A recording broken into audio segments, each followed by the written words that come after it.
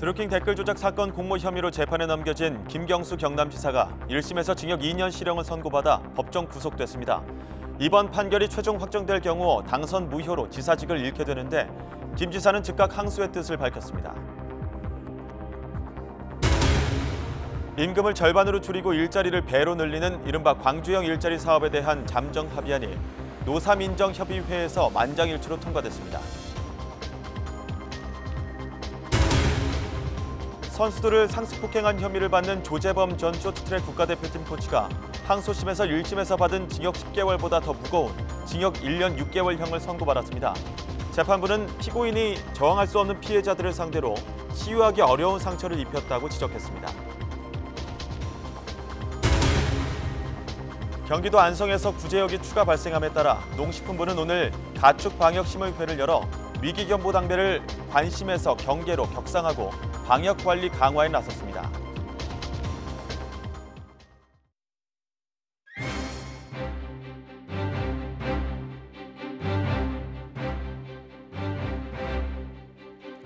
뉴스큐 2부 시작합니다. 드루킹 댓글 조작 사건의 공무원 혐의로 재판에 넘겨진 김경수 경남도지사가 1심에서 징역 2년 실형을 선고받고 법정 구속됐습니다.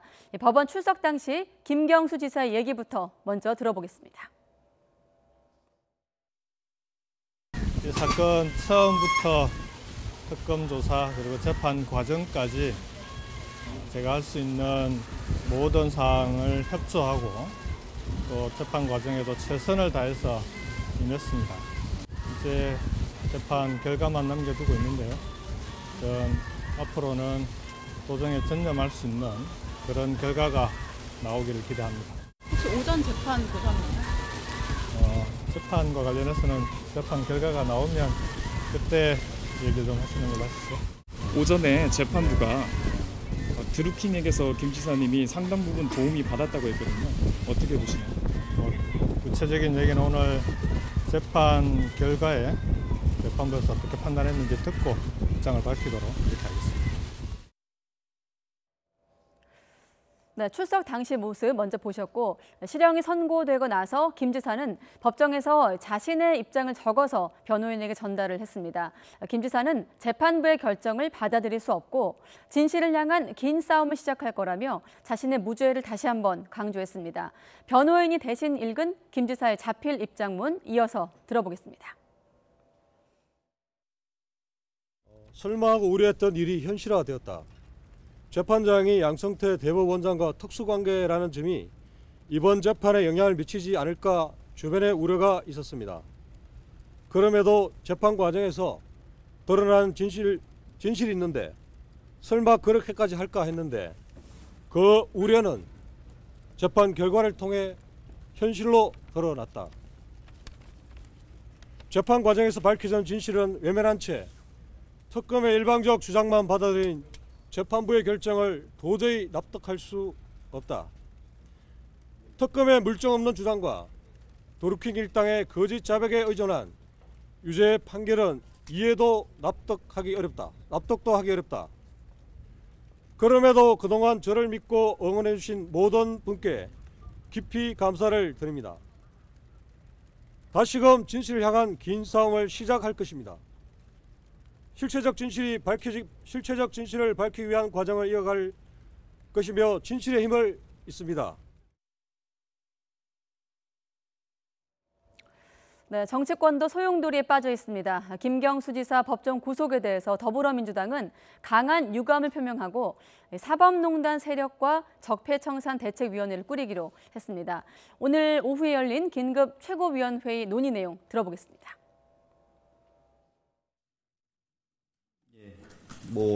아주 구체적이고 자세한 말씀을 드리기는 어려울 것 같습니다. 현재로서는 지금까지 파악된 내용들을 중심으로 이 사건을 바라보고 있는 저희들의 시각에 대해서 좀 말씀을 드리도록 하겠습니다. 첫 번째는 과연 이 재판이 객관적 증거에 의해서 법리에 따라서 합리적으로 내려진 것이냐에 대해서 의구심을 강하게 가지고 있다는 것입니다. 많은 보도를 통해서 이미 알고 계시겠지만 드루킹과 그 관련자들의 경우에는 법정에서의 진술을 모의하고 말을 맞췄던 정황이 다수 발견이 됐었습니다.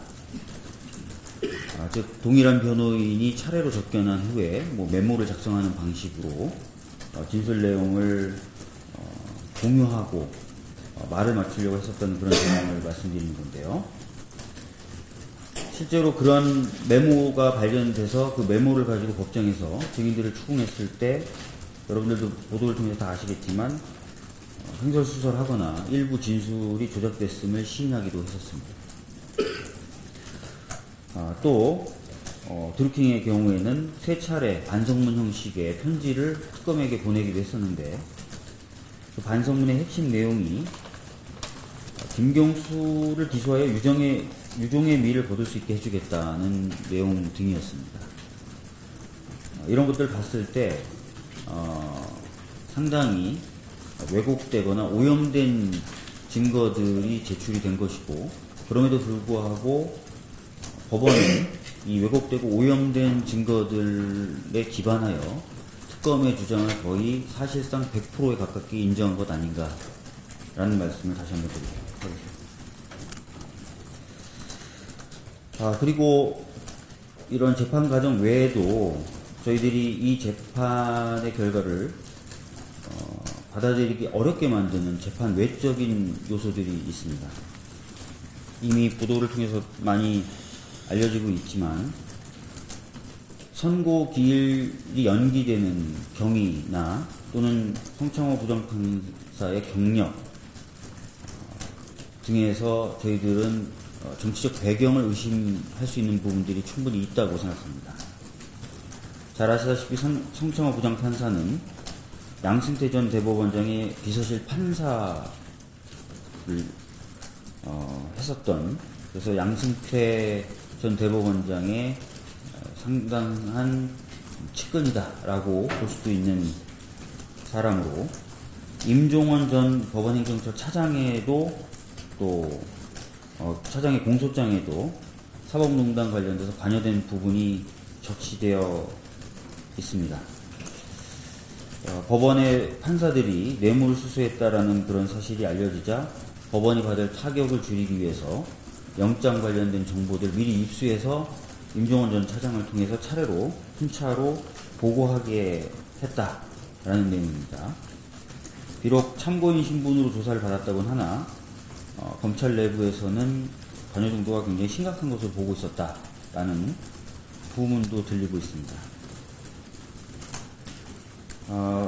선고기일 연기 경위도 저희들로서는 참 납득하기가 어려운데요.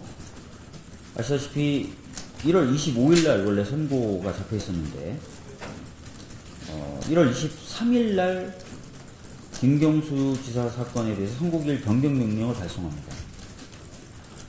1월 23일은 바로 양승태 전 대법원장의 영장실질심사가 있는 날이었습니다. 통상적으로 선고를 이틀 앞두고 갑자기 선고기일을 변경한다는 것은 굉장히 이례적입니다. 그래서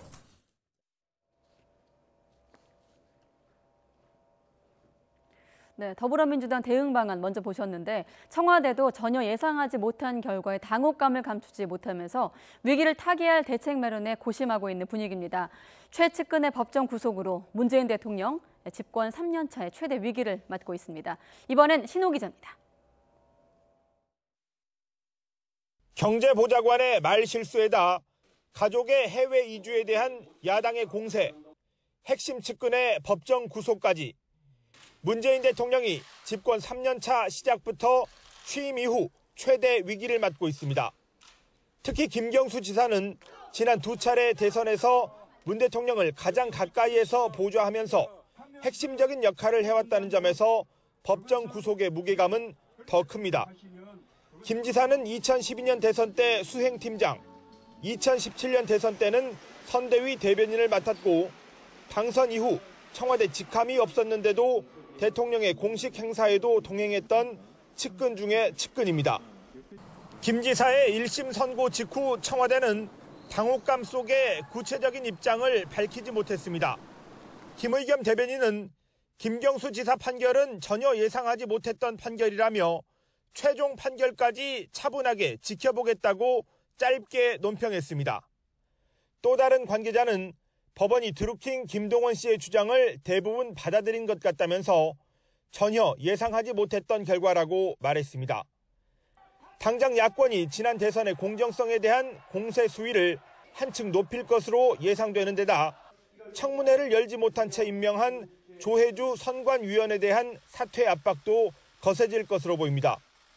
문 대통령이 집권 3년 차에는 혁신 성장과 일자리 마련에서 성과를 내겠다며 의욕적으로 이어가고 있는 경제 행보에도 타격이 우려됩니다. 최측근인 김경수 지사의 법정 구속에 대한 문 대통령의 반응은 알려지지 않았습니다. 청와대는 일단 민심의 추이를 지켜보면서 위기를 타개할 대책을 깊이 고심하고 있습니다. YTN 신호입니다. 자유한국당 나경원 원내대표는 김경수 경남도지사의 법정 구속과 관련해 김 지사가 과연 불법 선거운동의 끝인지에 대한 국민적 의혹을 밝혀야 한다고 주장했습니다. 나 원내대표는 국회에서 열린 회의에서 지난 대선 과정에서 중대한 불법 선거운동이 있었음이 법원 판결을 통해 밝혀졌다면서 이같이 말했습니다. 이어 당시 민주당 추미애 대표가 깜도 안 되는 특검이라고 비아냥거렸지만 특검이 있었기에 진실 규명이 가능했다면서 김태우, 손혜원 의원 특검이 관철될 때까지 국회 거부 투쟁을 계속할 것이라고 덧붙였습니다. 바른미래당 김관영 원내대표는 김경수 경남도지사의 법정 구속과 관련해 민주주의를 유린하는 행위는 결코 용납될 수 없다는 점을 법원이 확인해 준 판결이라고 밝혔습니다. 김 원내대표는 국회에서 기자들과 만나 특검 수사와 기소, 재판 과정에서 특검을 정치적 특검이라고 공격했던 민주당도 법원 판결을 받아들여야 한다면서 이같이 말했습니다. 정의당은 이번 판결과 관련해 원칙적으로는 법원의 판단을 존중하지만 이후 재판 과정에서 이번 판결에 대한 다툼의 여지가 명확해져야 할 것이라고 지적했습니다.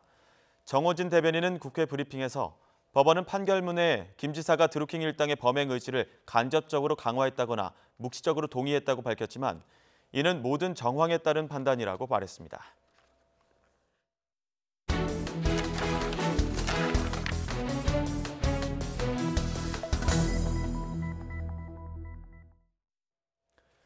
네, 드루킹 댓글 조작 사건에 공모한 혐의로 재판에 넘겨진 김경수 지사 1심에서 실형을 선고받고 법정 구속됐습니다. 취재 기자와 함께 자세한 이야기 나눠보겠습니다. 어서 오십시오. 안녕하세요. 네, 일단 김경수 경남지사 법원 1심 판결 내용부터 정리를 좀 해볼까요? 네, 오늘 김경수 경남지사의 1심 선고 공판은 오후 2시 서울중앙지방법원에서 열렸습니다. 법원은 김 지사가 드루킹 일당의 댓글 조작에 가담한 혐의에 대해 징역 2년 실형을 선고하고 그 대가로 일본 총영사직을 제한하는 등 공직선거법을 위반한 혐의에 대해서는 징역 10개월에 집행유예 2년을 선고했습니다. 재판부는 김 지사가 댓글 조작에 공모해 포털 사이트의 정보 처리 업무를 방해했을 뿐만 아니라 국민이 직접 대표를 선출하는 선거 과정에서 특정 정당이나 후보자에게 유리한 방향으로 왜곡된 여론을 형성했다고 지적했습니다. 또 지난해 지방선거 때도 여론 조작을 도와달라고 김 지사가 드루킹 일당 측에 제안을 하면서 거래해서는 안 되는 공직 자리까지 제안하는 등 죄가 무겁다고 설명했습니다. 네, 말씀하신 핵심 쟁점 중에 킹크랩 시연회 그리고 일본 총영사직 제한 이거 법원이 사실이라고 판단하면서 김경수 지사와 드루킹 일당의 공모관계가 인정된다 이렇게 얘기를 했는데 그 배경도 있을 것 같은데요. 어떤 게 있죠? 네, 그렇습니다. 가장 큰 핵심 쟁점은 크게 두 가지인데요. 먼저 지난 2016년 11월 김경수 경남지사가 드루킹 일당과 만나서 킹크랩 시연을 봤다고 인정한 부분입니다. 지난 2016년 11월 9일인데요. 김경수 지사가 파주 느릅나무 출판사 사무실에서 드루킹 경공모 회원들을 만났다고 인정했던 바로 그 시간에 킹크랩을 개발한 경공모 회원, 그 둘리라는 아이디를 쓰는 회원이었는데 우모 씨가 저녁 8시 7분부터 약 16분 동안 네이버에 접속한 로그 기록이 확인된 겁니다. 재판부는 지난해 결심 공판에서도 우 씨를 증인으로 불러서 이 부분을 집중적으로 질문했습니다. 우 씨는 김경수 지사의 방문 사흘 전부터 댓글 조작 프로그램이 안정적으로 작동하는지 확인하기 위해서 수차례 접속했다고 일관되게 진술했습니다. 재판부는 이런 개발자의 진술 내용과 아이디 접속 기록을 토대로 킹크랩 시연회를 사실로 인정했습니다. 또 다음으로 재판부는 김경수 지사가 텔레그램 등 메신저로 드루킹 일당의 정보 보고를 받으면서 댓글 조작 범행에 지배적으로 관여했다고 판단했습니다. 김 지사가 많은 양의 정치 기사 목록을 주기적으로 전송을 받으면서 이거를 다 드루킹 일당이 수작업만으로 댓글 작업을 하기 어렵다는 사실이 충분히 인식할 만하다는 겁니다. 이렇게 김 지사와 드루킹이 수차례 텔레그램 메시지를 주고받은 기록을 토대로 댓글 조작의 공모 관계가 인정되면서 김 지사가 드루킹 일당의 일본 총영사직을 여론조작 대가로 제안한 혐의도 유죄로 판단됐습니다. 네. 킹크랩 시연회를 함께 했다. 그리고 댓글 조작 범행에 지배적으로 관여했다. 이 두 가지가 핵심 인정 사항이었었는데 김경수 경남지사는 이 모든 사안을 부인했었단 말이죠. 이번에 선고가 나오고 어떤 반응을 보였습니까? 네, 그동안 김경수 경남지사는 드루킹 일당을 만난 적은 있지만 댓글 조작 사실에 대해서는 전혀 몰랐다. 인사를 제안한 것도 전혀 사실이 아니다. 이렇게 부인을 해왔었는데요. 법정에 오늘 기자석이 제한되어 있어서 제가 직접 들어가지는 못했지만 현장 취재 기자의 얘기를 들어보면 김경수 지사가 한동안 그 자리에 머무르면서 얼굴이 빨갛게 달아오를 정도로 당황한 기색이었다고 합니다. 또 김 지사는 법정에서 구치소로 이동하기 전에 대기실에서 직접 기다리면서 판결에 대한 입장을 손으로 적어서 변호인단에 전달했다고 하는데요. 김 지사는 변호인단을 통해서 설마 했던 우려가 현실이 됐다. 앞서 보시기도 했을 텐데 이번 판결을 내린 재판장에 대해서 또 지목을 하기도 했습니다. 사법농단 혐의로 구속된 양승태 전 대법원장과 특수관계에 있다. 이 점을 말한 건데요. 김 지사가 말한 재판장은 서울중앙지방법원 형사 32부의 성창호 부장판사로 지난 2012년부터 양승태 전 대법원장의 비서실 판사를 지낸 적이 있습니다. 김 지사 측은 이어서 재판부가 진실을 외면하고 특검의 주장과 드루킹의 거짓 주장에 의존하고 있다고 비판했습니다. 또 지지자들에게는 앞으로 긴 싸움을 시작하겠다면서 실체적 진실을 밝히기 위해 노력하겠다고 강조했는데요. 선고가 끝난 이후에도 법정 안팎에서는 김 지사의 지지자들이 남아서 판결에 불만을 표하거나 울음을 터뜨리기도 했습니다. 네, 앞서 박주민 최고위원 같은 경우에도 재판부의 정치적 배경을 의심할 수밖에 없다 이런 얘기를 또 하기도 했었는데요. 그렇다면 김 지사는 이제 앞으로 어떻게 되는 겁니까? 네, 김경수 경남지사는 일단 오늘은 서울구치소로 이동을 했습니다. 이명박 전 대통령과 박근혜 전 대통령이 머무르고 있는 곳인데요. 하지만 당장 경남지사직을 잃는 것은 아닙니다. 김 지사 측이 1심 판결에 불복하면 항소심에서 결과가 뒤집힐 가능성이 있기 때문입니다. 현행법상 선출직 공무원은 공직선거법 위반 혐의로 벌금 100만 원 이상의 형이 확정되면 당선이 무효가 되기도 하는데요. 이 형이 확정될 경우에 10년 동안 피선거권이 박탈되기도 합니다. 일단 대법원까지 가서 최종 판단을 받을 때까지는 지사직이 유지될 것으로 보이는데요. 김경수 지사의 빈자리는 당분간 부단체장의 권한 대행으로 메워지게 됩니다. 다만 주요 결정 사항에 대해서는 도정 관계자들이 구치소에 있는 김 지사를 찾아가서 옥중 결재를 하는 식으로 도정이 운영될 전망입니다. 꽤 긴 기간 재판이 진행될 것 같은데 만약에 아직까지 항소를 하진 않았지만 항소가 진행이 된다면 어느 정도까지 재판이 진행될 거라고 보십니까? 네, 일단 김경수 경남지사 측 변호인단은 오늘 기자회견을 통해서 당장 항소장을 제출하겠다 이렇게 밝히기는 했는데 2월 25일에 이제 법원 내부에 인사 발령 시기가 있기 때문에 그 재판부 그 사무분담을 거쳐서 3월 중에 배당이 되고 그 이후에도 수개월간 재판이 진행될 가능성이 있습니다. 그렇기 때문에 올해 중순까지는 항소심 결론을 지켜봐야 할 것 같습니다. 네, 긴 기간이 될 것 같은데요. 그리고 또 김경수 지사 판결에 앞서서 공범인 드루킹 김동원 씨에 대한 판결도 있었는데 이 내용도 잠깐 짚어주시죠. 네, 법원은 오늘 김 지사에 대한 판결에 앞서서 오전 10시부터 드루킹 김동원 씨와 경공모 회원들에 대한 1심 선고를 내렸습니다. 일단 드루킹 김동원 씨는 댓글 조작과 뇌물 혐의에 대해서만 징역 3년 6개월 실형을 선고받았고요. 고 노회찬 의원의 불법 정치자금을 건넨 혐의에 대해서는 징역 6개월에 집행유예 1년 1년은 별도로 선고받았습니다. 재판부는 드루킹 김 씨가 댓글 조작 프로그램으로 여론을 조작하고 김경수 지사의 전직 보좌관에게 뇌물 500만 원을 건넨 혐의를 모두 유죄로 판단했습니다. 또 김 씨가 지난 2016년 두 차례에 걸쳐서 고 노회찬 의원 측에 5천만 원의 불법 정치 자금을 건넨 혐의도 인정했는데요. 이에 대해 드루킹 측 변호인단은 허위범 특별검사팀이 부실 수사를 했고 또 재판부도 정치적인 판단을 내렸다며 1심 판결에 대해서 불복할 뜻을 밝혔습니다. 네, 담당 재판부에 대한 이야기 앞서도 했지만 그 한 명의 판사가 오늘 김 지사 그리고 드루킹 일당에 대한 유죄 선고를 함께한 거죠? 네, 그렇습니다. 오늘 김경수 경남지사와 드루킹 김동원 씨 일당에 대해서 나란히 유죄 선고를 한 판사는 한 명인데요. 그 서울중앙지방법원 형사합의 32부 재판장인 성창호 부장판사입니다. 성 부장판사는 사법연수원 25기인데 법원행정처 인사심의관과 대법원장 비서실 등 주요 보직을 거치면서 법원 내에서 엘리트 판사로 평가받고 있습니다. 주요 사건으로는 지난해 박근혜 전 대통령의 국정원 특갈비 수수와 공천 개입 혐의에 대해서 모두 징역 8년의 실형을 내린 적이 있습니다. 또 박근혜 정부 시절 국정농단 사건과 관련해서 김기춘 전 대통령 비서실장과 조윤선 전 문화체육관광부 장관에 대한 구속영장을 발부하는 등 굵직한 사건을 많이 맡았습니다. 또 이와 관련해서 재판부가 원래 25일에 선고를 내릴 예정이었는데 5일 정도 선고 기일을 미뤘다는 문제가 제기되기도 했는데요. 재판장의 정치적 성향을 문제제기를 하면서 정무적인 판단을 내렸다라는 얘기가 있지만 워낙 사안이 방대하기 때문에 재판 판결 그 정황을 다시 검토하는 데 시간이 걸렸다. 이런 이야기가 있습니다. 예, 오늘 최고위 대책회의에서 민주당 측 최고위 대책회의에서 특검의 주장을 100% 받아들인 재판부에 대한 어떤 비난도 나왔었는데 허위범 특별검사팀의 반응도 있을 것 같은데 어떻습니까? 네, 허위범 특별검사팀은 선고 직후에는 약간 좀 신중하고 말을 아끼는 듯한 분위기였는데요. 일단 공식적인 입장은 이렇습니다. 국민이 부여한 진상규명의 업무를 인정받은 데 큰 의미가 있다고 본다. 이런 입장을 내놨는데요. 그러면서도 김 지사와 드루킹 측이 판결 불복 의사를 밝힌 만큼 앞으로 남은 절차에 집중하겠다면서 말을 아꼈습니다. 특검팀은 지난해 6월부터 60일 동안 드루킹 댓글 조작 의혹에 관한 수사를 벌였습니다.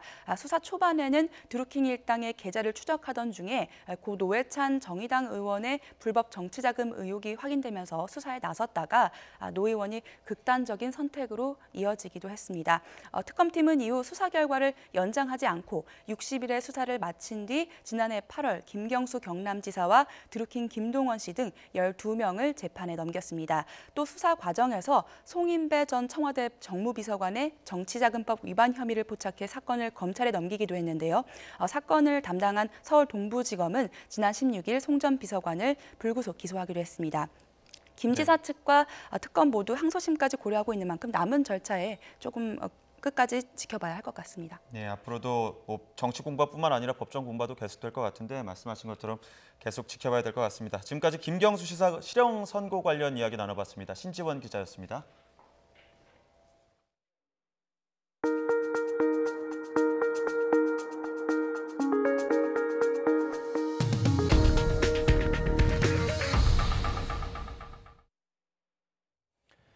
네, 댓글 조작과 뇌물 공여 혐의로 재판에 넘겨진 드루킹 김동원 씨도 1심에서 실형을 선고받았습니다. 김 씨 측 변호인은 이번 재판이 불공정한 정치 재판이었다며 즉시 항소하겠다고 밝혔는데요.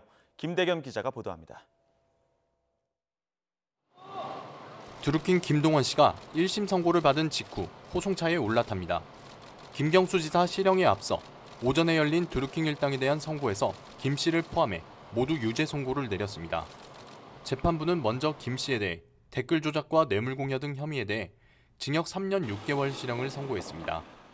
재판부는 이들이 김경수 지사에게 접근해 그가 속한 정당과 대선 후보를 지지하며 온라인 여론 조작 행위를 했다고 판단했습니다. 이를 통해 김 지사가 지난 2017년 대선에서 자신이 원하는 방향대로 여론을 주도하는 데 상당한 도움을 얻었다고 덧붙였습니다. 드루킹이 자신들의 회원을 고위공직 추천을 요구하면서 김 지사와 지난해 지방선거까지 활동을 계속하기로 했다고 지적했습니다.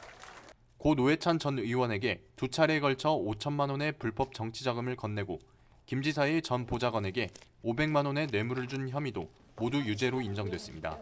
재판부는 나머지 일당 9명에 대해서도 각각 집행유예와 징역 1년 6개월 등을 선고했습니다. 드루킹 측 변호인은 불공정한 재판이었다며 곧바로 항소하겠다고 밝혔습니다. 드루킹에 대해서 특검이 직접 수차례에 걸쳐서 허위 자백을 하라는 회의를 한 바가 있다는 걸 저희가 법정에서 여러 번 밝혔습니다. 그럼에도 불구하고 지금 재판부가 특검에서 허위 자백한 걸 증거로 해서 허위범 특검팀이 수사에 착수한 지 7개월 만에 나온 사법부의 첫 판단은 예상을 뛰어넘는 김 지사의 법정 구속에 드루킹 일당 전원 유죄 결론으로 마무리됐습니다. YTN 김대경입니다. 네, 앞서 속보로 전해드렸죠. 임금을 반으로 줄이고 일자리는 배로 늘리는 이른바 광주형 일자리 사업이 사실상 타결됐습니다. 광주시와 현대차의 잠정 합의안을 노사민정협의회가 받아들인 건데요. 이제 현대차와의 최종 조율과 협약식만 남겨놓게 됐습니다. 취재기자 연결해서 속보 자세하게 알아보겠습니다. 나연우 기자. 네, 광주입니다. 네, 지난해 말 이 타결 직전 협상이 무산됐을 때 이때까지만 해도 이 광주형 일자리 성공에 대해서 비관적이지 않았습니까? 자, 우여곡절 끝에 합의가 됐네요. 예, 그렇습니다. 오후 5시부터 이 광주 노사민정협의회가 열렸는데요. 그동안 광주시와 현대차 사이에 진행된 투자 협상 경과와 최종 협약안을 의결하는 자리였습니다. 회의 끝에 결국 최종 협약안은 만장일치로 의결됐습니다. 광주형 일자리 사업은 적정 임금과 노동시간, 노사 책임 경영, 원하청 관계 개선을 주요 내용으로 합니다. 때문에 노동계 결정이 중요할 수밖에 없는데요. 이 윤종혜 한국노총 광주지역본부 의장은 광주시와 지역 노동계가 힘을 합쳐서 아무도 가지 않은 길에서 성공하는 사례를 만들겠다고 다짐했습니다. 이로써 합작 법인으로 완성차 공장을 짓는 사업이 가까워졌습니다. 투자 협약식은 내일 정부 고위 관계자와 현대차 등이 모인 가운데 진행될 계획입니다.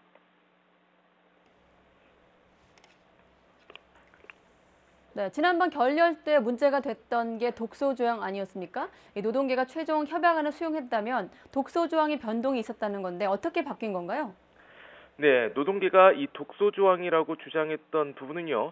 신설법인 상생협의회 결정사항의 유효기간을 누적 생산 목표 대수 35만 대 이 달성 때까지로 한다는 조항입니다. 노동계는 이 조항이 회사가 임단협을 일정 기간 안 할 수 있는 빌미가 된다고 주장했습니다. 한 해 7만 대를 생산하면 5년, 10만 대를 생산하면 3년 반이 걸리는 셈입니다. 당시 노동계는 위법의 소지가 있고 이미 조항에서 빼기로 광주시와 결정한 내용을 다시 협정서에 넣은 것이 이해할 수 없다는 입장을 보였습니다. 그래서 수정안을 만들어서 현대차에 보냈지만 이번에는 현대차가 유감을 표명하면서 협상이 결렬됐습니다. 협상이 깨진 뒤 광주시는 그동안 현대차와 물밑 협상을 벌였습니다. 오늘 구체적인 협상 내용이 공개되진 않았는데요. 이용섭 광주광역시장은 지역 노동계와 현대차가 모두 수용할 수 있는, 그러니까 신설법인이 안정되도록 하면서 노동 문제에는 영향을 미치지 않는 합의안을 만들어냈다고 기자들에게 설명했습니다. 이 시장은 구체적인 내용은 최종 투자 협약식이 끝난 뒤 공개하겠다고 덧붙였습니다. 네, 현대차 노조가 즉각 입장을 발표하지 않았습니까? 어떤 내용인가요? 예, 그렇습니다. 조금 전에 현대차 노조가 긴급 공지를 했는데요. 내일부터 현대차와 기아차 노조가 확대 간부 전면 파업에 들어가기로 했습니다. 노조는 이번 광주형 일자리 협약 체결을 문재인 정부의 정경유착, 노동적폐 1호로 규정하면서 비판 수위를 높였는데요. 파업과 함께 내일 협약식이 열리는 광주시청을 방문해서 강력한 항의와 반대 의사를 전달하겠다고 주장했습니다. 네, 지금까지 광주에서 YTN 나인호입니다.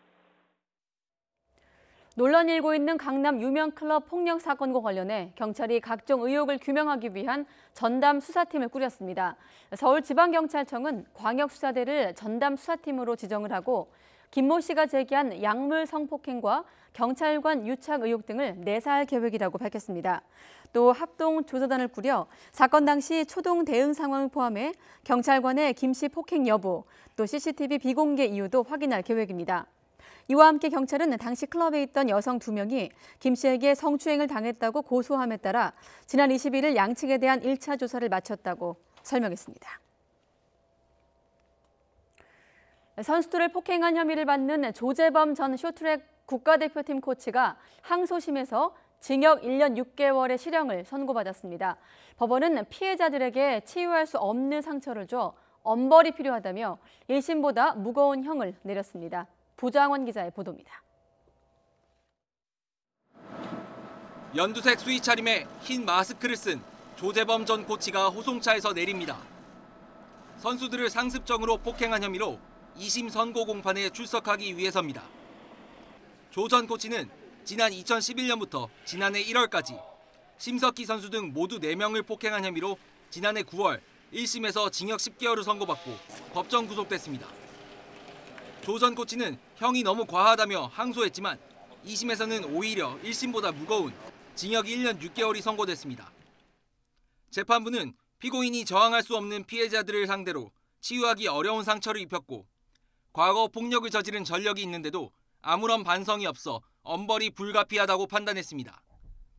조 전 코치가 일부 피해자와 합의한 건 역시 사실상 강요에 의한 것이라고 봤습니다.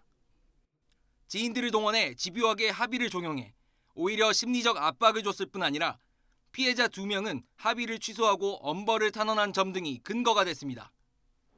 심석희 선수 측은 1심보다 무거운 형이 선고된 것은 다행이지만 범행 정도에 비해 형량이 너무 가볍다고 평가했습니다. 빨리 조재범 코치가 반성을 하고 모든 범죄 사실 인정해서 심 선수로 하여금 조기에 이 사건을 종결시켜서 빨리 선수로서 활동할 수 있도록 협조하는 것만이 본인의 죄를 벗을 수 있는 길이 아닌가 생각합니다. 조 전 코치는 상습 폭행과 별도로 심석희 선수를 성폭행하고 추행한 혐의도 받고 있습니다. 조 전 코치는 혐의를 부인하고 있지만 검찰은 관련 수사를 마무리하는 대로 추가 기소할 방침입니다. YTN 부장원입니다. 음주운전을 하다가 단속을 피하기 위해 시속 180km로 내달리며 도주국을 벌였던 30대가 검거됐습니다. 경찰차까지 들이받았는데 음주운전으로 적발된 것만 이번이 5번째입니다. 조용성 기자가 취재했습니다. 흰색 차량과 경찰차가 자동차 전용 도로를 내달리며 추격전을 벌입니다. 흰 차가 오른쪽 차선으로 빠지려다 갑자기 지하차도로 차선을 변경하자 뒤따르는 경찰차도 곡선을 그립니다. 반복된 차선 변경을 따라가지 못한 경찰차가 추돌 직전 급정거하며 가까스로 사고를 모면합니다. 급기야 2개 차선의 차량 3대가 나란히 달리는 아찔한 상황에서 도주 차량이 경찰차 측면을 들이받고 반바퀴 회전합니다. 최고 시속 180km로 30분 동안 도주극을 벌인 운전자는 35살 노모 씨. 음주 단속을 피해 서울 청담동에서 상계동까지 60km를 질주했습니다. 측정 결과 당시 혈중 알코올 농도는 만취 상태인 0.185%로 면허 취소 수준이었습니다. 노 씨는 이번까지 모두 5번 음주운전으로 적발됐습니다. 과거에 4회 음주운전 전력이 있었고 요번에 이제 처벌 받게 되면 요새 사회적인 분위기가 음주운전을 강하게 처벌하는 분위기이기 때문에 그런 중한 처벌이 두려워서 도주를 했다고 합니다. 이번에는 음주운전뿐 아니라 경찰차를 들이받아 경찰까지 다치면서 특수 공무집행 방해치상 혐의까지 적용됐습니다. 경찰은 음주운전 전력이 많고 도주 우려가 있다며 노 씨에 대한 구속영장을 신청했습니다. YTN 조용성입니다. 경기도 안성에서 이틀 사이에 연달아 구제역이 발생하자 방역당국이 안간힘을 쓰고 있습니다. 방역 위기 단계도 주의에서 경계로 격상시켰습니다. 천상규 기자입니다. 두 번째 구제역 확진 판정을 받은 경기도 안성시의 한우 농가 입구입니다. 구제역 발생 지역이라는 표지와 함께 출입금지 편말이 붙은 울타리가 쳐졌습니다. 2인 1조의 방역 통제 요원들이 인근을 지나는 차량과 사람들의 출입을 일일이 통제했습니다. 농장을 출입해야 할 차량에 대해서는 입구 도로에 설치된 간이 검역구역에서 바퀴를 비롯한 차체 전체를 소독합니다. 운전자와 조사 요원들도 온몸은 물론 신발 바닥까지 소독해야만 농장 출입이 가능합니다. 구제역 농가 출입 차량 그리고 사람 모든 분이 또 나왔을 때 들어갈 때 소독을 하고 주변 농가에 퍼지지 않도록 소독하는 곳입니다.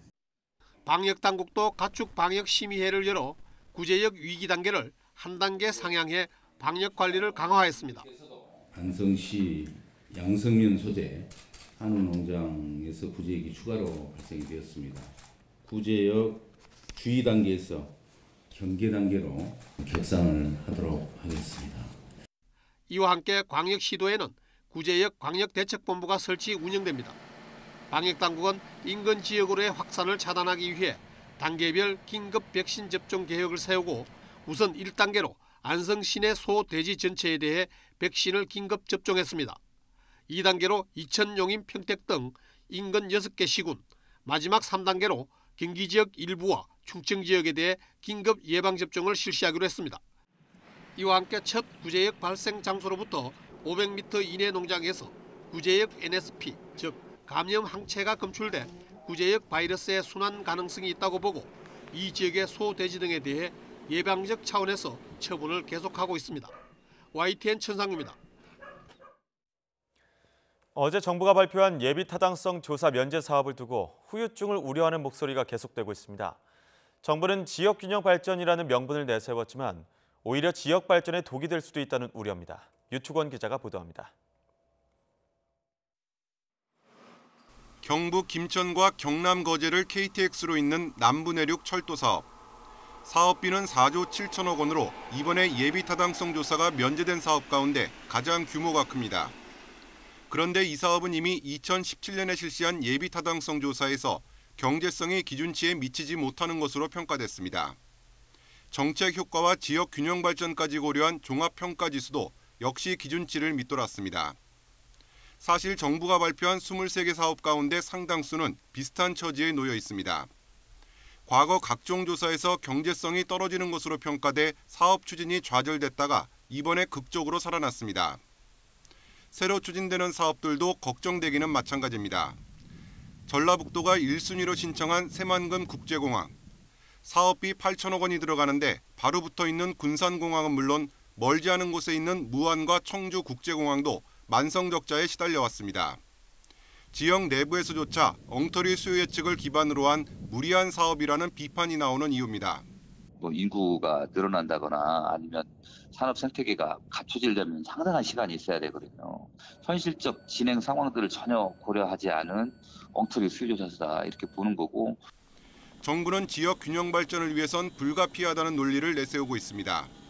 하지만 최소한의 경제성도 확보하지 못하면 오히려 장기적으론 독약이 될 수도 있습니다. 2천억 원에 가까운 적자를 남기고 지역의 골칫덩어리로 전락한 전남 영암 F1 경기장이 대표적입니다. 용인 경쟁철 사업을 보세요. 그 지역에 얼마나 큰 부담을 줍니까? 그런데 이 어떤 지역 균형 발전 사업을 위해서라도 어떤 타당한 사업인지 타당하지 않는 사업인지 충분한 참고 자료는 많아야 되는데요. 정부의 적극적인 해명에도 불구하고 예비 타당성 조사 면제를 둘러싼 논란은 쉽게 가라앉지 않을 것으로 보입니다. YTN 유튜원입니다. 예비 타당성 면제 사업 관련 비판이 이어지자 홍남기 부총리는 대부분 사업의 경우 임기 중에 착공이 어렵다고 반박했습니다. 또 일부 정책에 대한 완화 입장도 밝혔는데요. 김평정 기자가 보도합니다. 먼저 24조 원 규모의 예비 타당성 조사 면제 사업이 발표된 바로 다음 날 열린 홍남기 부총리 초청 토론회. 이미 비판이 제기된 것처럼 정부가 토건 사업을 통한 경기 부양을 기대하며 사실상 과거 이명박 정부의 4대강 사업과 같은 방식을 이용한 것 아니냐는 질문이 나왔습니다. 이명박 정부 4대강 사업 비판했던 현 여당, 지금 현 정부가 건설 경기 부양 위해서 같은 방식 동원한다는 비난, 이거 어떻게 설명하고 그렇습니까? 홍 부총리는 지역에 꼭 필요한 사업만 선정했고 대부분 이번 정부 임기 안에 착공되기 어려운 만큼 지역 균형 발전을 위한 정책이라고 거듭 강조했습니다. 착공이 되려면 적어도 2, 3년간의 준비 작업이 필요합니다. 지금 문재인 정부 내에서 착공이 이루어진 사업은 몇 개 있지 않습니다. 이게 단기적으로 금년도 경기를 부양하기 위해서 내년도 경제를 살리기 위해서 했다고는 저는 보지 않습니다. 올해 일자리 창출 목표인 15만 명 달성이 가능하겠냐는 질문에는 집권 3년 차를 맞아서 결국 실물 경제의 그 가장 체감을 할 수 있는 분야 역시 고용 문제일 것 같은데 그 부분에 대한 특단의 대책이 있는지 궁금합니다.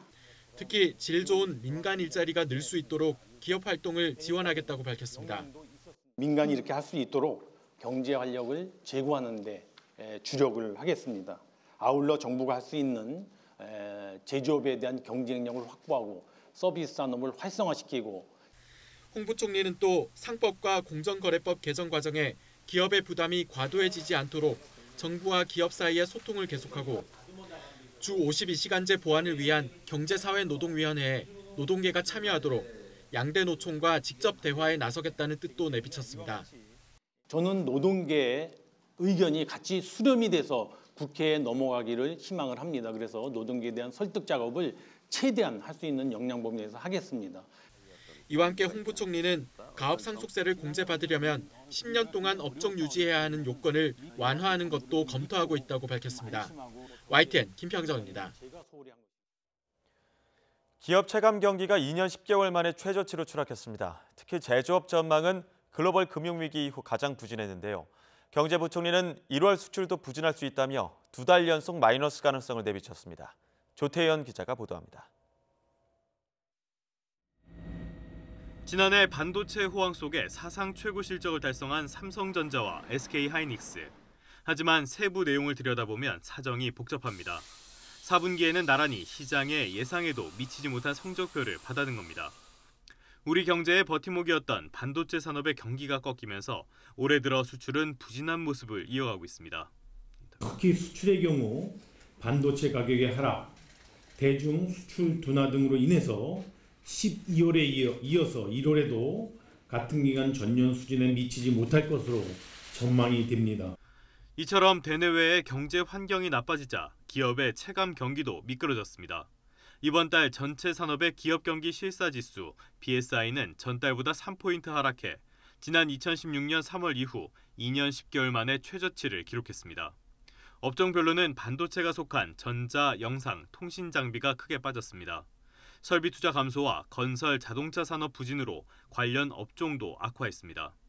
다음 달 전망 역시 어두웠는데 특히 제조업의 경우 2009년 4월 이후 최악으로 나타났습니다. 최근에 중국 성장률을 보면은 성장세가 좀 안 좋아질 것으로 예상이 되기 때문에 그런 것을 봤을 때 전반적으로 수출 경기가 더 악화될 가능성이 존재한다고 봅니다. 대기업은 물론 중소기업의 경기 전망 지수도 추락하는 상황. 더 늦기 전에 정부 차원의 실질적인 대책이 필요하다는 지적이 나오는 이유입니다. YTN 조태현입니다. 영국 기술기업 다이슨은 최근 다이슨 슈퍼소닉 헤어드라이어 위조품이 온라인 병행 수입을 가정해 국내에서 유통되고 있다며 소비자 주의를 당부했습니다. 다이슨은 발견된 위조품들이 제품 디자인과 구성, 포장은 물론 브랜드 로고와 정품 확인용 번호 등도 정품과 매우 유사했다고 설명했습니다. 업체 측은 위조품이 보증 기간 내 제품 교환과 수리가 안 되고 안전사고 위험도 있다며 적극적으로 대응하겠다고 밝혔습니다. 케이블 TV와 IPTV 그리고 위성방송 등이 유료 방송이 의무적으로 송출하는 채널에서 종합편성 채널이 제외될 전망입니다. 과학기술정보통신부는 이런 내용의 방송법 시행령 일부 개정령안을 마련해 의견 수렴 절차에 들어간다고 밝혔습니다. 개정안은 법제처 심사, 차관회의와 국무회의 의결 등을 거쳐 공포 시행될 예정입니다.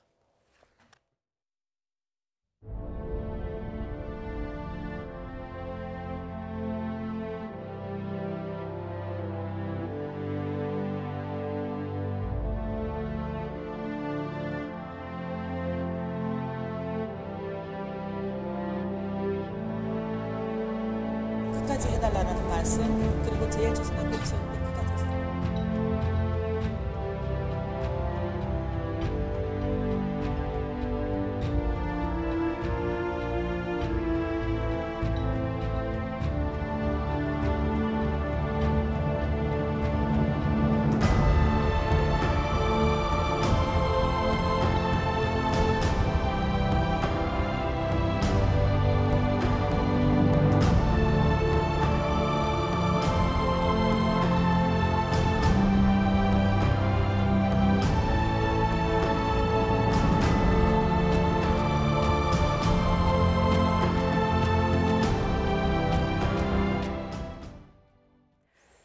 네, 1372번째 김복동 할머니가 돌아가신 뒤 많은 시민들 눈물 속에서 수요 집회가 열렸습니다. 빈소에는 이틀째 조문객의 발걸음이 이어졌고 온라인에서도 추모의 물결은 계속되고 있습니다. 이경국 기자입니다. 옛 일본 대사관 앞 환하게 웃는 김복동 할머니의 사진이 놓였습니다. 김할머니를 떠나보낸 지 이틀 뒤에 열린 1372번째 수요 집회.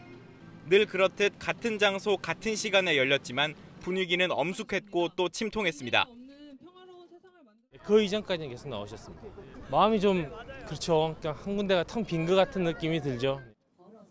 평소보다 2배 넘게 모인 참가자들은 일본의 조속한 사과와 배상을 거듭 촉구했습니다.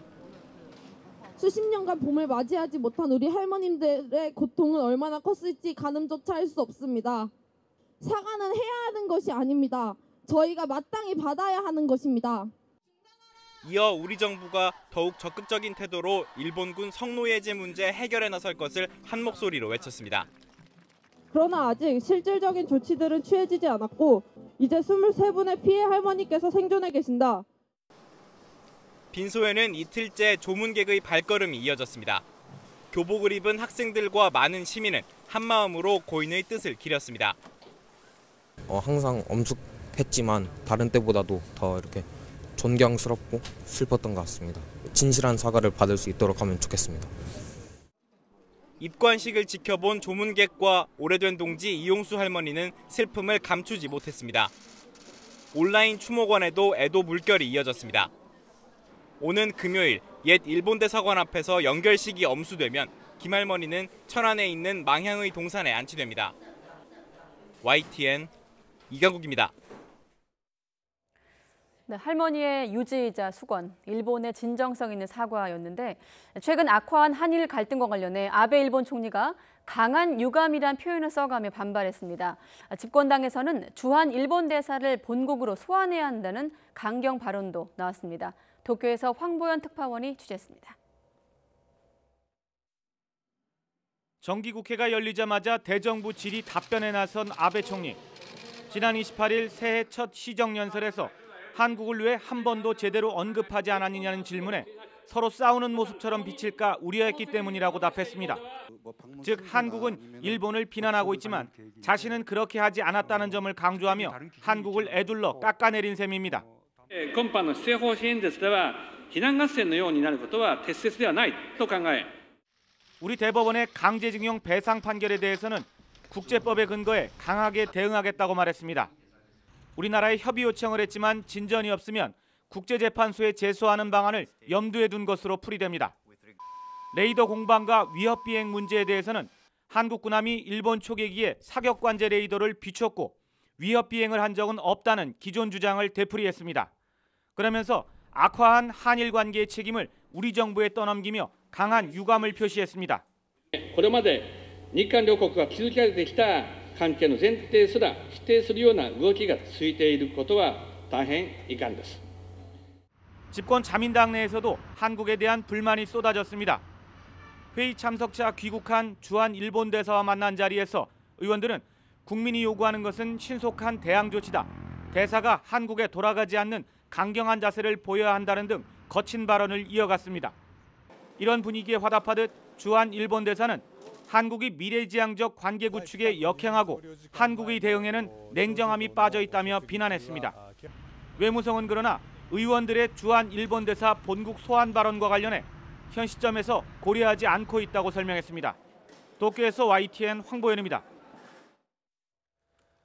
남북이 한강하구 공동 수로조사 결과를 바탕으로 해도를 만들어 공유했습니다. 오는 4월부터 민간 선박의 시범 운항을 허용한다는 점도 재확인했습니다. 한현희 기자입니다. 남과 북의 당국자들이 무언가를 펼쳐놓고 대화를 나눕니다. 한강하구 남북 공동수로 조사 결과를 토대로 만든 해도입니다.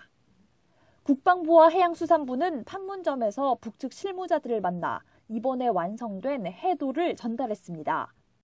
민감수역에서 평화의 장소로 탈바꿈하게 된 한강하구 공동 이용수역에 대한 역사적인 첫 남북 공동수로 조사를 완료하고 최초의 해도를 제작하였습니다. 앞서 남북은 지난해 11월 5일부터 12월 9일까지 공동 수로 조사를 진행했습니다. 해도에는 정전협정 체결 이후 65년 동안 닫혀있는 물길의 수심과 암초의 위치 등이 표시됐습니다. 조사선을 타고 수로를 일일이 더듬어가며 만든 결과물입니다. 좀 날씨가 너무 많이 추워서 현장 작업이 좀 어려웠던 부분이 있었고요. 조사선이 뻘등에 얹히거나 이런 좀 위험한 상황들이 몇 차례 있었습니다. 국립해양조사원은 상반기 중에 전자해도를 추가로 제작해 보급할 계획입니다. 남북은 이를 바탕으로 4월 1일부터 민간 선박의 한강하구 자유항행을 시범적으로 허용하고 단계적으로 확대해 나가기로 했습니다. YTN 한현입니다. 남북 양측이 내일 개성 남북 공동연락사무소에서 도로 협력 관련 실무 접촉을 합니다. 이번 접촉은 도로 관련 기술적인 자료들을 서로 교환하는 등 실무적인 차원에서 진행하게 될 것이라고 통일부는 설명했습니다.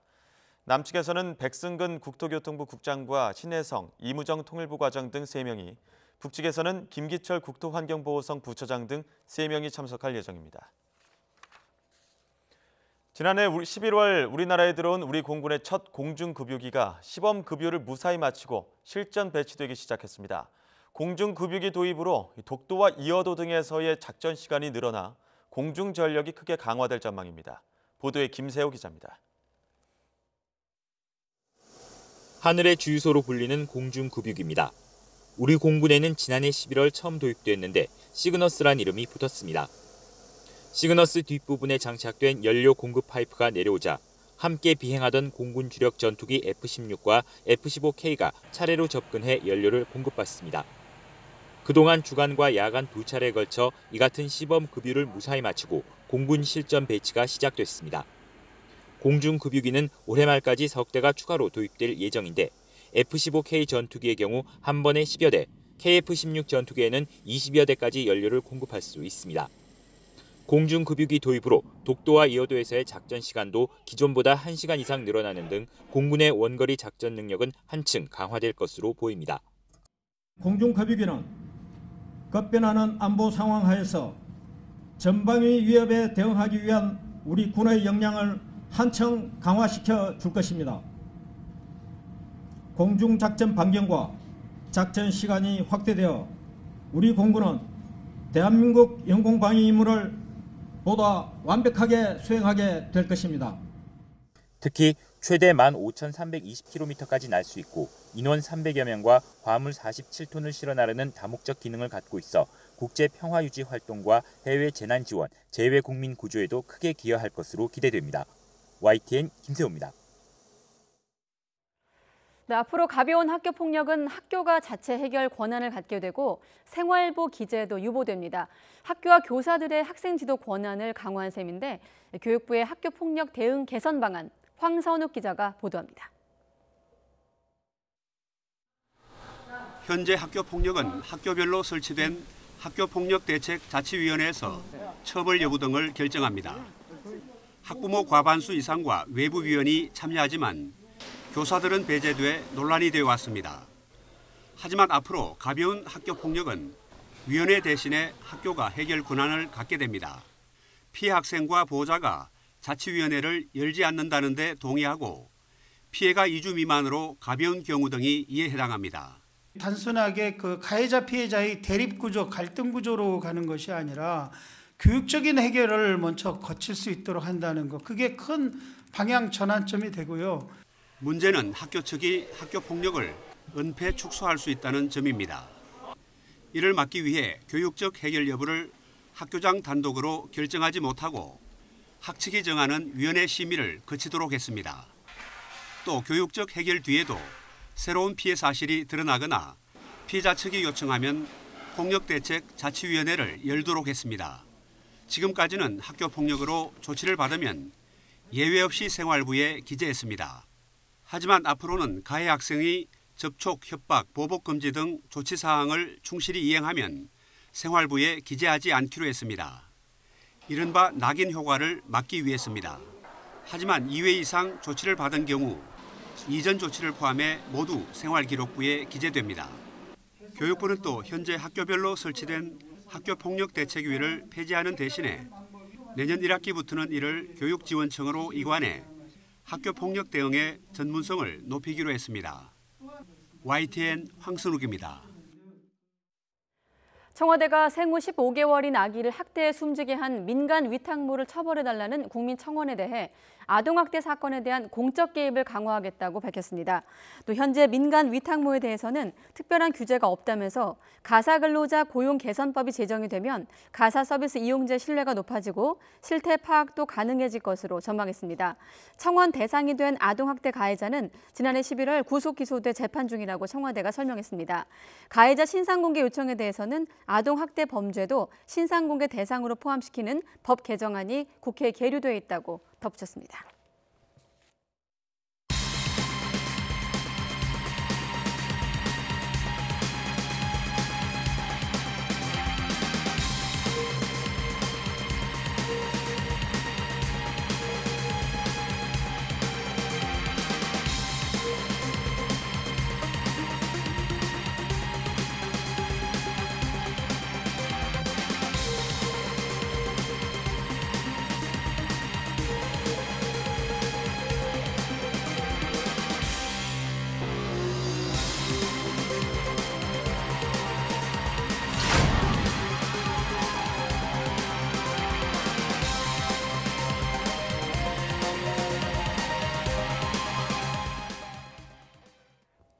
네, 오늘은 아이들 정신 건강에 대한 이야기를 좀 해보겠습니다. 신체적 또 정신적 학대 근절 방안과 대책은 무엇이 있는지 정신건강의학 전문의 오은영 박사 나오셨습니다. 네, 박사님 안녕하십니까? 네, 안녕하세요. 네, 전문가신데 워낙 그 아동 심리와 관련해서 전문가로 알려져 계신데 아동 학대 관련 뉴스 보실 때마다 좀 어떻습니까? 세상이 좀 바뀌고 있습니까? 아니면 좀 달라지지 않고 있다고 보십니까? 조금씩 변화는 있죠. 그러나 핵심적인 문제의 변화는 없다고 봅니다. 이제 정말 특단의 조치가 있지 않으면 우리 아이들이 결국 우리 미래의 희망 아니겠습니까? 굉장히 걱정되는 이런 상황이고요. 네. 오늘 또 뉴스를 들으니까 너무너무 마음이 아프고 그렇습니다. 네, 앞서 그 위탁모 얘기 말씀하시는 것 같은데 어떻습니까? 그 핵심적인 얘기라고 말씀하셨는데 어떤 게 가장 좀 바뀌어야 된다고 보세요? 일단 왜 신문 지상에 오르내리는 굉장히 아이를 사망하게 하거나 엄청난 신체적인 가해를 가하는 경우는요. 냉정하게 보면 사실 개인의 문제도 많습니다. 왜냐하면 그러한 학대는 인간이라면 도저히 그 선을 넘지 않거든요. 그러니까 그 선을 쉽게 넘어가는 사람들은 상당히 그 개인 자체가 문제가 많다고 보는데요. 그러나 이제 이것을 개인의 문제만으로 또 얘기할 수가 없는 거고 또 우리가 알지 못하는 이런 뉴스에 나오지 않는 학대도 굉장히 많습니다. 사실은. 네, 우리가 모르고 있지만 우리 주변에 아주 많이 아동학대 건수를 볼 수가 있거든요. 네, 혹시 숨어있는 아동학대라고 하면 어떤 걸 지적하실 수 있나요? 예를 들면 아이들한테 체벌을 가장한 굉장히 이제 신체적으로 아이들을 매질을 한다든가 본인은 체벌이었다고 얘기를 하거든요. 아동학대 사건마다 나는 훈계를 했다 이런 얘기들이 많잖아요. 그리고 우리 언어 폭력 많이 합니다. 너 가만두지 않을 거야 뭐 이렇게 한다든가 또는 모욕 같은 것들 뭐 이런 게 많고요. 실제로 뭐 아이를 제대로 교육시키지 않는다든가 또는 아이들의 건강이나 예방접종 같은 걸 제대로 해주지 않는다든가 심리적으로 아이를 너무 지나치게 방치하거나 이런 것들도 그 넓은 의미로 봤을 때는 다 아동학대에 들어갑니다. 아, 그렇군요. 지금 학대라고 하면 이제 부모가 하는 학대가 있을 것이고 또 어린이집이나 유치원 같은 기관에서 받는 학대가 있을 것인데 하나씩 좀 갈래를 터서 여쭤보면 일단 부모에 의한 학대 혹시 상담 과정에서 제가 좀 선생님 아이를 학대하고 있는 것 같습니다라는 상담이 들어오는 적도 있나요? 그런 분들은 이제 가만히 보면 학대가 아닌 경우들이 많습니다. 왜냐하면 오히려. 실제로 아동 학대를 하게 되는 경우에 이제 우리가 원인을 좀 한번 생각을 해봐야 되는데요. 뭐 아이를 그 소유물로 본다 이런 얘기들이 많이 나오죠. 사실은 그런 면도 있습니다. 그러나 오늘은 저는 조금 다른 관점의 이야기를 좀 해보고 싶어요. 첫째는요, 우리는 기본적인 인간관계는 협동과 협조가 인간관계의 기본 틀이거든요. 근데 우리는 굴복과 복종을 강요하는 문화가 굉장히 많습니다. 이것이 가정 내에도 이게 적용이 되면 내가 아무리 사랑하더라도 내 말대로 해.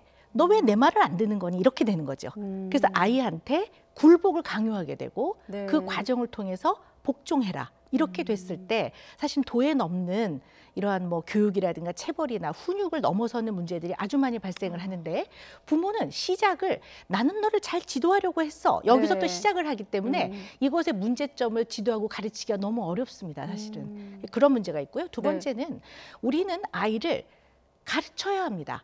최소한 20년을 가르쳐야 합니다. 20년 이후도 가르쳐야 되지만 최소한 20년을 가르쳐야 되는데 이 가르치는 동안에 우리는 무엇을 가르칠까에 대한 생각을 해야 됩니다. 그런데 대부분의 부모는 무엇을 가르칠까 보다는 현재 내 눈앞에서 내가 괴롭고 내가 견디기 힘들고 내가 꼴 보기 싫고 다른 사람이 쳐다보는 이러한 문제들을 가르치기보다는 없애고 제거하는 데 몰두를 합니다. 그러니까 당장 이 문제를 빨리 내 눈앞에서 제거를 해야 되는 거죠. 그러다 보면 아이한테 약간 강압적으로 그만해 이러면 끌고 간다든가 너 혼나 이런다든가 내지는 뭐 엉덩이를 때려버린다든가 그러면 이제 아이들은 사실은 부모는 아이들한테 생존이자 생명이거든요. 엄청 무섭거든요. 그리고 사랑을 잃을까 봐 두렵기 때문에 말을 듣습니다. 꼬리를 딱 내리는 거죠. 그렇지만 이것은 제대로 된 교육이나 가르침이라고 보기 어렵거든요. 그러니까 굴복과 복종을 위한 어떤 협박성이 네, 있는 그런 교육은 결과적으로는 그럼요. 생각보다 아주 많죠. 자, 그런데 우리가 또 하나 생각을 해봐야 되는 거는요. 사실 처음부터 아주 그 의도를 가지고 내가 오늘 너를 가만히 안 둘 거야. 이런 경우는 많지는 않은 것 같아요. 그런데 대부분 가정 내에서 일어나는 아동학대는 그 순간 부모가 못 견뎌요. 그러니까 예를 들어 인간이 견뎌낼 수 있는 감정적 역치를 10이라고 해봅시다. 근데 아이가 문제 행동을 일으켰어요. 9까지 올라갔어요. 근데 거기서 10이 아주 쉽게 올라가는 거죠. 그때 얼른 9로 낮춰야 되는데 9로 못 낮추는 겁니다. 8로 못 낮추고 부모는 부모대로 10, 11로 올라가고 아이 또한 그런 부모를 보면서 사실은 자기의 감정을 조금 그 밑에 단계로 낮추는 걸 배우지는 못하는 거죠. 그래서 순간적인 왁 하고 막 확 치밀어 오르는 것 때문에 학대가 많이 일어나거든요. 그렇군요. 그러면 사실 그 훈육과 학대의 경계도 좀 사람마다 다르고 환경마다 다르잖아요. 학대의 기준을 굳이 설정한다면 어떻게 좀 설정할 수 있을까? 어떤 게 학대일까요? 근데 우리가 보통 일반적인 사람들이요. 학대 그러면 아이를 눈에 띄게 어딜 부러뜨리고 멍이 들게 하고 뭐 아이를 뭐 생명을 위협하고 이런 것만이 학대라고 생각하는데요. 아동 학대는 아동의 건강과 심리적 안정, 아동의 복지에 영향을 주는 부정적 영향을 주는 모든 것들을 다 학대라고 봅니다. 그래서 학대의 개념은 굉장히 광의의 의미로 보셔야지 협의의 의미로 보시면 안 됩니다. 굉장히 넓게 보셔야 되거든요. 그러니까 아이가 편안하고 건강하게 살아갈 수 있도록 제공해야 되는 것들에 반하는 것들을 학대라고 보기 때문에 사실은 체벌이라고 하지만 아이의 몸에 손을 대는 것 자체를 하지 말라 하죠. 근데 어떤 이유에서든? 네, 어떤 이유에서든. 근데 대부분 어떤 부모님들은요 이렇게 말씀하세요. 아니 박사님 저는 어릴 때 뭘 잘못했는데 저희 아버지가 회초리를 굉장히 매섭게 때려줘서 내가 정신을 차렸습니다. 그런 거는 필요하지 않습니까? 아이가 잘못하면 때려서라도 아이를 가르쳐야 되는 거 아니겠습니까? 이렇게 물어보세요. 그럼 저는 뭐라고 말씀드리냐면 이렇게 말씀하시는 아버님이 원래 훌륭한 사람입니다. 그래서 당신은 그것을 잘 해석을 한 거지. 당신같이 훌륭한 사람은 좋게 말했어도 잘 깨달았을 겁니다라고 제가 얘기를 합니다. 그래서 인간은 어떤 면에서 보면 나의 감정이 잘 조절될 수 있다고 지나치게 확신을 하면 안 됩니다. 그러다 보면 그 확신 때문에 자기가 하고 있는 행동이 교육이라고 착각을 하는 거죠. 아, 그렇군요. 또 사실 질문 드릴 건 많은데 시간은 한정돼 있고 이런 질문은 어떻습니까? 이게 아이를 훈육하거나 혼내다 보면 또 요즘에 엄마들이나 그 아빠들이나 부모들이 좀 우려하는 부분이 내 아이가 이런 경쟁 사회에서 자존감이 좀 낮아지지 않을까 이런 우려를 하는 목소리도 있거든요. 거기에 대해서는 또 어떻게 또 해법이 있으세요? 네, 아이는 훈육이 필요합니다. 훈육은 옳고 그른 것을 가르치는 겁니다. 하지 말아야 될 건 절대 안 해야 되고 할 건 해야 되거든요. 그런데 문제는 훈육 이퀄 혼내고 야단치고 소리 지르고 화내는 것을 훈육이라 생각하는 거죠. 안 되는 행동을 할 때 하지 마라 이렇게 말하면 됩니다. 하지 말라고 했지. 이렇게 하지 않으면 되는 거거든요. 그래서 아이는 어떤 상황에서 어떻게 해야 되는지를 배워야 덜 불안한 사람이 됩니다. 아, 그렇군요. 어떤 개인 간의 부모와 자식 간의 어떤 훈육에 대한 얘기는 여기 정도까지 하고 혹시 어린이집 관련해서 이제 뉴스에도 많이 나오지 않습니까? 네, 뭐 어린이집을 포함해서 기관들에서 있는 일부 기관들의 학대를 보시면서 전문가로서 어떤 처방도 있으실 것 같아요. 시스템이라든지. 네, 물론 아이를 엄마 혼자 키우는 게 쉽지 않은 환경입니다. 예. 그래서 보육시설의 도움을 받아야 되는데요. 네. 대개 보육시설에 일하고자 하는 선생님들은 출발 자체는 아이들을 아끼기 때문에 출발하는 사람들이 대부분입니다. 그런데 이게 이제 많이 확충되다 보면 양산이 되죠. 네. 그러니까 충분한 어떠한 기본적 교육 과정과 그 과정에서는 방법만 배우는 것이 아니라 본인이 유치원, 어린이집 선생님으로서 보육교사로서의 그런 직업적 자긍심과 내가 이 일을 해야 되는지의 의미라든가 이런 것들을 충분히 느낄 수 있는 교육이 필요합니다. 네. 그런 것이 없이 당장 요구도가 많다고 해서 아이들을 돌보는 사람들을 너무 양산을 해버리는 것 또한 상당히 문제라고 봅니다. 좀 근본적으로 좀 접근을 해야 된다 이런 말씀이시군요. 자, 그리고 그 아이들이 내가 어디에서 학대를 받든 아이들이 보내는 또 신호도 있을 것 같아요. 네. 어른들에게 보내는 신호. 어떻게 좀 힌트, 시그널 이런 거를 좀 얻어낼 수 있을까요? 아이들은요 어떤 형태든 신호 보내는 거 맞거든요. 근데 발달 연령에 따라서 아이들은 어른처럼 표현하지 않습니다. 예를 들어 추울 때 엄마 추워 이렇게 말하지 않고 집에 가자 이렇게 말하거든요. 그러면 이제 이 아이가 표현하는 신호가 평상시하고 좀 다르다든가 내지는 눈을 안 맞춘다든가 아이가 수면에 문제가 생긴다든가 식사량이 갑자기 줄거나 식사량이 갑자기 많아지거나 누가 예쁘다고 쓰다듬는데 갑자기 피한다든가 사람을 두려워하지 않았던 아이인데 두려워한다든가 가장 눈에 띄는 건 신체적으로 멍이 들거나 아이가 너무 위생 상태가 불결하다든가 갑자기 체중이 줄었다든가 이럴 때는 반드시 주변 사람이 내 아이 같은 마음으로 눈여겨보셔야 합니다. 엘리베이터를 탔을 때 내 아이가 아니라도 이 아이가 너무 꼬재재하고 뭔가 아이가 위생 상태가 불결할 때는 얘가 누구 집 아이인지 너 밥은 먹었는지 우리가 이런 관심을 가져주는 이런 어떤 사회적인 변화가 저는 정말 필요하다고 생각을 합니다. 내 아이도 들여다봐야 되지만 다른 아이도 엘리베이터에서 우연히 만난 아이까지 좀 사회적 관심을 드려야 된다 이런 말씀이시고 오랫동안 오랜 시간 아이들 관련 상담을 해오셨는데 또 저희가 크는 또 때와 클 때와 또 지금의 아이들의 환경이 달라졌잖아요. 요즘 아이들의 정신 건강에서 가장 문제가 되는 건 위의 요소가 뭐라고 생각하세요? 요즘 아이들은요. 너무너무 불안이 높아졌어요. 물론 예전에도 그랬겠지만 예전에 이제 찾아오는 율이 적으니까요. 더 이제 확률이 높아졌고 발견율이 높아졌는지 모르겠지만요. 요즘은 아이들은 너무 많이 불안하고 특히 학동기 연령에 있는 아이들, 특히 중고등학생들은 이제 성적과 관련돼서 공부 스트레스가 많다 보니까 자신감이나 자존감이 떨어지는 문제들이 너무 많고요. 그다음에 사춘기 청소년 아이들은 터져버릴 것 같다고 그래요. 마음이 갑갑하고 터져버리고 무슨 일을 저지를 것 같대요. 내가 확 할 것 같다는 표현들을 많이 해요. 그럼 말씀 나온 김에 사실 우리가 흔히 그런 사춘기 아이와 또 갱년기 엄마가 만났을 때 어떤 갈등이 시너지를 낸다 이렇게 우스갯소리로 얘기도 하는데 그럴 때 좀 엄마나 그 부모의 대처법까지 좀 소개해 주시죠. 원래 제가 늘 어머니께 뭐라고 어머니 아버님께 말씀드리냐면요. 아동기 때는 친해야 합니다. 친해야 하기 때문에 시간을 많이 보내십시오. 그러나 사춘기 이후는 멀어져야 합니다. 이렇게 얘기합니다. 멀어진다는 게 사이가 나빠지라는 얘기가 아니고요. 아까도 협동과 협조의 관계라고 했는데 부탁하시고 권유하시고 그러나 아이가 바로 말을 듣지 않아도 그냥 거기서 멈추는 태도가 필요합니다. 아, 그러면 저희가 지금 시간이 다 됐는데 끝으로 아이와 갈등을 빚고 있는 부모가 있다면 하나만 이 한 가지는 꼭 지켜야 하는 원칙이 있다면 소개해 주세요. 네, 부모는 아이에게 있어서 가장 가까운 사람입니다. 가장 가까운 사람에게는 우리는 언제나 마음을 얘기합니다. 아이에게 자꾸 생각을 바꾸라고 먼저 얘기하지 마시고 마음이 어떤 마음인지 좀 알아봐 주신다면 아이는 부모와의 관계에서 마음의 충족감을 느끼고 그것이 힘이 돼서 앞으로 살아가면서 겪는 많은 고통을 그래도 좀 겪어가지 않을까요? 아, 네, 알겠습니다. 질문은 많지만 여기까지 듣도록 하겠습니다. 네, 정신건강의학 전문의 오은영 박사였습니다. 오늘 고맙습니다. 네, 감사합니다.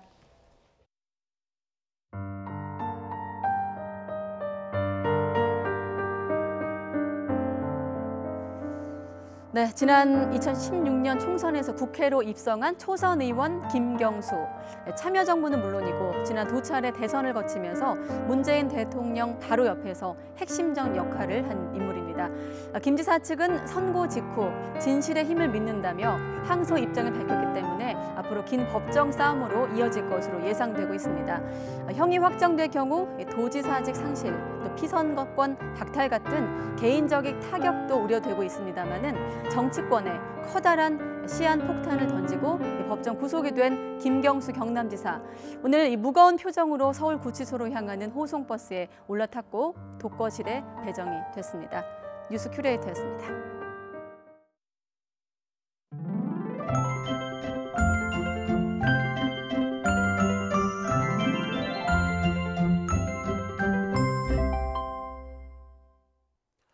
내일 아침에도 추위가 매섭지 않겠습니다. 서울 아침 기온이 영하 4도로 오늘보다는 조금 낮지만 예년 기온을 2도가량 웃돌겠는데요. 하지만 낮 동안에는 서울 기온이 1도에 머무는 등 오늘보다 6도, 예년보다 1도가량 낮겠고 찬바람이 불며 체감온도는 이보다 더 낮겠습니다.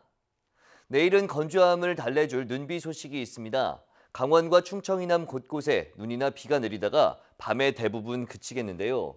제주 산간에 최고 15cm, 영동과 호남 동부, 영남 서부에도 최고 8cm의 많은 눈이 쏟아지면서 대설특보가 발효되겠고 그 밖에 남부와 영서, 충북 남부에는 1에서 5cm의 눈이 쌓이겠습니다.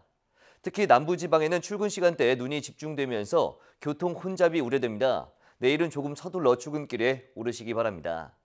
또 내일 오전까지 대부분 지역에 미세먼지 농도가 짙게 나타나다가 오후부터 점차 해소되겠습니다. 내일 아침 기온 예년보다 2도에서 5도가량 높겠습니다. 서울 영하 4도, 대전 영하 1도, 광주 1도, 부산 4도로 예상됩니다. 낮 기온은 예년보다 1도에서 3도가량 낮겠습니다. 서울 1도, 대전도 1도, 광주 2도, 부산 5도로 예상됩니다. 모레 아침에는 반짝 추위가 찾아오겠고 설 연휴인 일요일에는 전국에 비가 내릴 것으로 전망됩니다. 지금까지 날씨 정보였습니다. 뉴스큐 마치겠습니다. 함께해 주신 여러분 고맙습니다.